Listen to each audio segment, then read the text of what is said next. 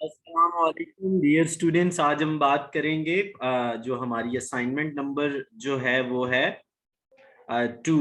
तो उसमें ये देखें, वो हमें कह रहा है कि इसको मैट्रिक्स को सॉल्व करें। सिंपल हमने ये लेना है, पहले हमने इन एडजॉइंट लिया, एडजॉइंट हमारा 12 निकला, 0 निकलता तो आगे ना होता। अब एडजॉइंट के बाद हमने उसके ये बनाए हैं, सॉरी पहले हमने उसका लिया मॉड, मॉड के बाद दिया एडजॉइंट, एडजॉइंट को हमने क्या किया, सिंपल डिवाइड किया, तो ये हमारा ए इनवर्स निकल आया। इसी तरह ये अब सेकंड क्वेश्चन हुआ है। सेकंड क्वेश्चन हमारे पास ये, अगर आपको ये पूरी असाइनमेंट चाहिए तो आप हमसे ले सकते हैं, and it would cost you around 150 rupees each. अगर आपको दोनों दोनों असाइनमेंट्स चाहिए तो ये 300 में आपको मिलेंगी, तो 150 ईच है ये असाइनमेंट।